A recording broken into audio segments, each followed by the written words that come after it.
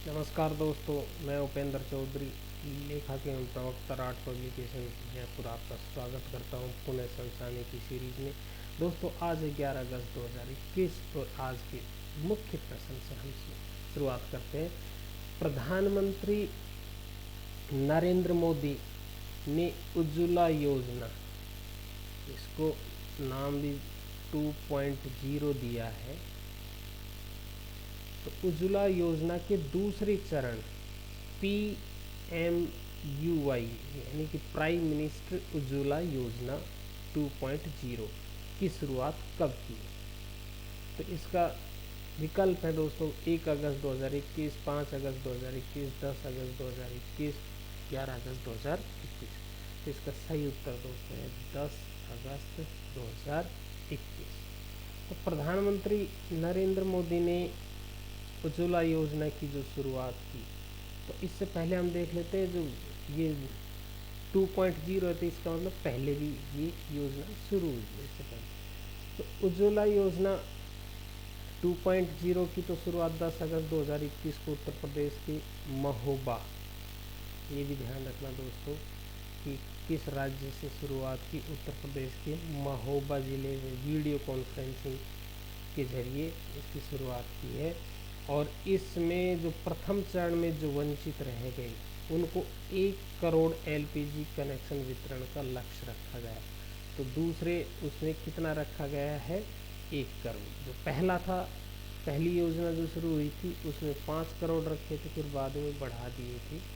तो उज्ज्वला योजना के प्रथम चरण की बात कर लेते हैं हम। तो इसका नारा था स्वच्छ ईंधन बेहतर जीवन के नारे के साथ 1 मई 2016 को उत्तर प्रदेश के बलिया, ये भी उत्तर प्रदेश में शुरू किया गया था, बलिया ज़िले में उज्ज्वला योजना के पहले चरण की शुरुआत की थी। इसके तहत प्रारंभ में 5 करोड़ गरीब परिवारों को गैस कनेक्शन देने का लक्ष्य रखा गया था, जिसे 2018 में बढ़ाकर 8 करोड़ कर दिया। अब इस दूसरे चरण में क्या बदलाव है? तो उज्ज्वला के जो पहले चरण में जो थे LPG के लिए कनेक्शन के लिए सरकार 1600 रुपये डिपॉजिट मनी की आर्थिक सहायता देती थी।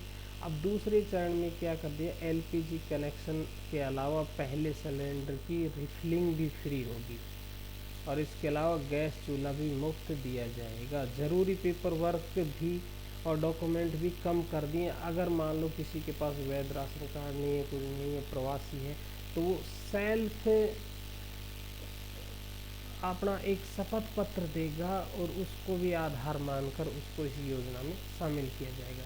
तो एक इससे संबंधित देख लेते हैं जो न्यूज़पेपर में कटिंग है उसकी। तो क्या देखिए, तो इस योजना की जो शुरुआत मई 2016 में की गई थी और मार्च 2020 में 8 करोड़, प्रारंभ में तो 5 करोड़ लक्ष्य था इनका, कितने बांटेंगे? 5 करोड़, लेकिन बाद में इसको बढ़ाकर 8 करोड़ कर दिया था। और समय से पहले ही इस योजना में समय से पहले ही इस लक्ष्य को प्राप्त कर लिया। लक्ष्य तो रखा था मार्च 2020 तक 8 करोड़ बांटेंगे, लेकिन सितंबर 2019 तक ही 8 करोड़ बांट दिए गए। और 2020-21 के जो बजट में है वो वित्त मंत्री निर्मला सीतारमण ने 1 करोड़ अतिरिक्त सिलेंडर देने की घोषणा की थी, जिसको कि अब व्यवहार में चरितार्थ लाने के लिए इस योजना की शुरुआत की गई है। तो अब देखते हैं, नेक्स्ट प्रश्न देखते हैं दोस्तों।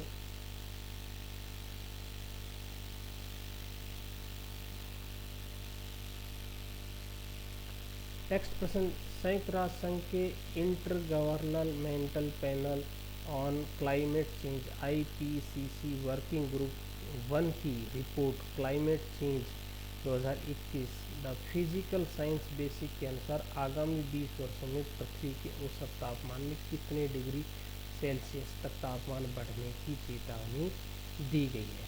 तो दोस्तों विकल्प देखिए 0.5, 1.0, 1.5, 2.5। तो इसका सही उत्तर है दोस्तों 1.5 डिग्री सेल्सियस बढ़ जाएगा। और अगर मान लीजिए ये ग्रीन हाउस गैसों पर नियंत्रण नहीं किया गया तो ये और भी ज़्यादा बढ़ सकता है। तो इसमें भारत के संदर्भ में काफ़ी चिंताजनक रिपोर्टें आई हैं कि भारत समेत जो है पूरे एशिया में तेज़ी से बढ़ेगा तापमान, लू की चपेट में पूरा देश भर रहेगा। तो इसके कारण देखो भारत में काफ़ी दिनों से चक्रवात, 2006 से हीट वेव के कारण मौसम असामान्य हुआ है। पिछले 8 वर्षों से चक्रवाती तूफान और तीव्रता में बढ़ोतरी हुई है। केदारनाथ में जो 2013 में भीषण बाढ़ आई थी, 2013 से 21 तक महासागर, बंगाल की खाड़ी और अरब सागर में सबसे ज़्यादा चक्रवात आए हैं। तो ये उसी का 2021 में भी फरवरी में उत्तराखंड में चमोली में नंदा देवी ग्लेशियर टूटने से कई जिले डूब गए थे। तो ये एक बहुत ही चिंताजनक स्थिति है। तो इसमें ये बताया है कि जैसे अगर मान लीजिए आगामी 20 वर्षों तक 1.5 डिग्री सेल्सियस तापमान बढ़ जाएगा और ग्रीन हाउस पर गैसों पर नियंत्रण नहीं किया तो ये 2 डिग्री तक भी बढ़ सकता है। तो इससे कुछ स्थानों पर भारी बारिश होगी। तो इसमें ये जो उत्तरी यूरोप है, उत्तरी अमेरिका है, वह दक्षिण अमेरिका में तो भारी बारिश होगी। अभी एशिया, अमेरिका के अन्य स्थानों पर बारिश के डाटा एकत्रित किए जा रहे हैं। तो ये काफ़ी चिंताजनक स्थिति है। ये जो IPCC की रिपोर्ट है उसके अनुसार भारत में भी बहुत ज़्यादा इसका प्रभाव पड़ेगा। नेक्स्ट प्रश्न देखते हैं दोस्तों।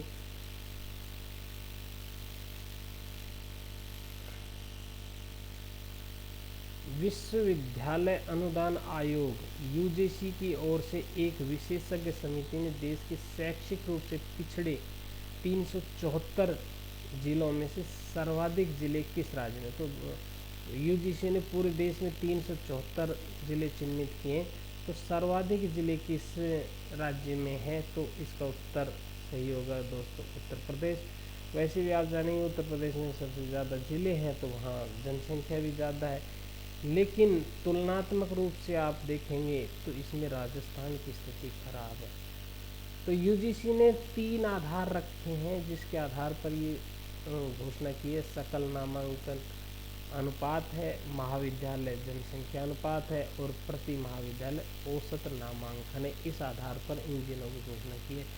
तो यूपी, उत्तर प्रदेश के जो में है 41 ज़िले हैं, मध्य प्रदेश के 39, राजस्थान के 30। अब यहाँ राजस्थान की चिंता की बात है कि राजस्थान के कुल 33 ज़िले हैं। यहाँ तो उत्तर प्रदेश में तो 70 से अधिक ज़िले हैं, लेकिन राजस्थान के 33 ज़िलों में से 30 ज़िले पिछड़े में आ रहे हैं और बिहार राज्य से भी हम पिछड़े हुए हैं। तो राजस्थान के जो 33 ज़िले हैं उनमें केवल जयपुर, कोटा और प्रतापगढ़, ये 3 ही जिले अग्रणी जिलों में आए हैं। नेक्स्ट प्रश्न देखिए दोस्तों। भारत के प्रथम मान्यता प्राप्त biodiesel mobile retail outlet speedway private limited का शुभारंभ मुख्यमंत्री अशोक गहलोत ने किस शहर में किया? जयपुर, जोधपुर, उदयपुर, कोटा। तो एक कॉमन साइंस आपको ये भी ध्यान रखना है कि दोस्तों अशोक गहलोत जी हैं वो जोधपुर ज़िले से संबंधित हैं, तो वो वहीं अपनी योजनाएं लगभग प्रारंभ करना चाहेंगे। तो इसके बारे में थोड़ा सा देख लेते हैं। तो विश्व बायोफ्यूल दिवस 10 अगस्त को मनाया जाता है। उसके अवसर पर ही अशोक गहलोत मुख्यमंत्री जी ने 10 अगस्त 2021 को जोधपुर में भारत की प्रथम मान्यता बायोडीजल मोबाइल रिटेल आउटलेट का शुभारंभ किया है। और राजस्थान बायोडीजल के उत्पादन, वितरण और विक्रय विनियमित करने वाला देश का पहला राज्य होने का गौरव प्राप्त हुआ है राजस्थान को। तो राजस्थान पहला राज्य है जो बायोडीजल उत्पादन कर रहा है, वितरण कर रहा है और विक्रय कर को नियमित कर रहा है। इसके बायोडीजल के बारे में थोड़ा सा कुछ और बातें। तो बायोडीजल में राजस्थान की उपलब्धियों की बात करें तो राजस्थान जैव ईंधन नियम लागू करने वाला देश का प्रथम राज्य है और राज्य में प्रतिदिन 4 लाख लीटर से अधिक बायोडीजल का उत्पादन होता है। राज्य में 3 करोड़ से अधिक रतन जोत एक पेड़ होता है जिससे बायोडीजल बनता है, उनके बीजों से निकाला जाता है। और अन्य तेली पौधों का पौधारोपण किया गया है।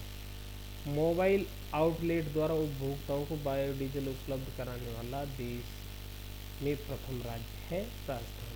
अब बायोडीजल के लाभ क्या है? बायोडीजल हरित है, स्वच्छ है, सत ईंधन है, मतलब कि पर्यावरण को कम से कम नुकसान पहुंचाता है। खनिज डीजल की तुलना में सस्ता है, पर्यावरण में प्रदूषण से मुक्ति दिलाता है, आदिवासी क्षेत्र के लोगों की आमदनी एवं रोजगार में वृद्धि करता है। तो इसी प्रकार दोस्तों हमसे जुड़े रहिए और हम जल्द ही लेके आ रहे हैं राजस्थान जीके की स्पेशल मॉडल पेपर जिसमें कॉलेज असिस्टेंट प्रोफेसर की भर्ती में के लिए और राजस्थान पुलिस के लिए, राजस्थान पुलिस की जो एसआई की जो भर्ती हो रही है उसमें विशेष रूप से वो हमारे मॉडल पेपर के रूप में रहेंगे। इस प्रकार दोस्तों हमसे बने रहिए, हमारे चैनल को देखते रहिए, लाइक करते रहिए, शेयर करते रहिए और सब्सक्राइब करते रहिए। आपका दिन मंगलमय हो, खुश रहें, तैयारी करते रहें। धन्यवाद दोस्तों।